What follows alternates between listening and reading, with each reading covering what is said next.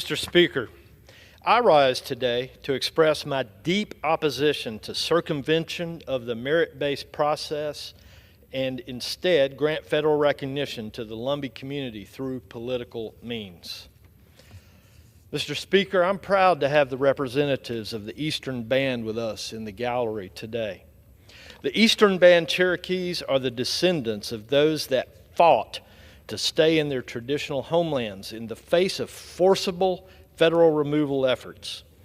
Some Cherokee, including a man named Junaluska, made the forced journey and then walked back to the mountains of western North Carolina to return home. It must be noted that the Lumbee community has no standing treaties with the federal government, no reservation land, and no common language. As members of Congress, one of our most sacred duties is making sure that laws are drafted and implemented in an objective and an equal manner.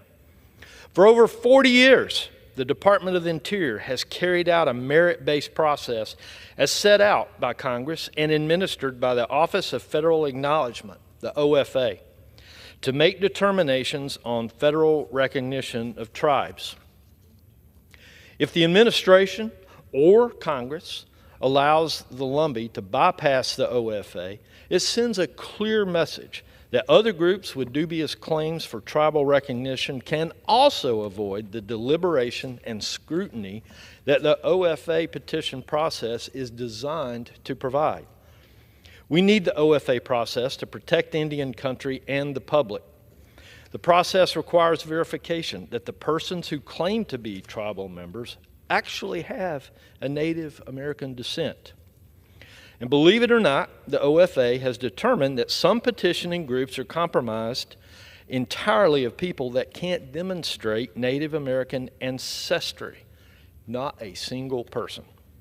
Regarding the Lumbee, in one fell swoop, the federal government would recognize a tribe that would then soon be the largest in the country, and all enrolled members would likely gain full access to all federal benefits, which will further strain the Bureau of Indian Affairs and Indian Health Services' already stressed budgets.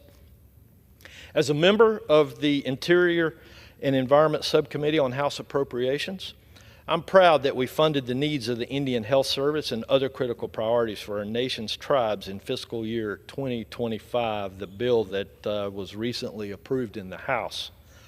That said, if the overall tribal population covered by those services is allowed to swell by tens of thousands of people, many of whom have no Native ancestry, I fear that necessary appropriations cannot feasibly keep pace.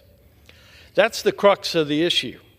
If there was an actual merit-based system behind the Lumbee case for federal recognition, they'd go through the OFA process as set out in the current law. But as they know, it won't hold up under a deliberative process.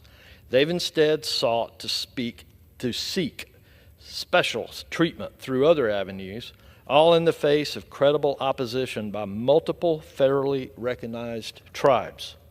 More than 140 established tribes from across the country have said that the Lumbee and other groups should go through the federal recognition process at the Department of Interior to demonstrate the merits of their claim to be a tribe.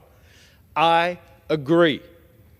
I urge all my colleagues to take these concerns into account, and I hope that the merit-based process put in place by Congress decades ago on federal tribal recognition will be adhered to. And Mr. Speaker, while I have the floor, I'd also like to urge you and my colleagues to move H.R. 7227, the Truth and Healing Commission on Indian Boarding School Policies Act, to create a commission to get a better understanding of the grievous wrongs done to Native American children in federally run school boards. Our tribal nations deserve the dignity to understand what happened to their family members at these schools. It's the very least this country can do. Mr. Speaker, I yield back.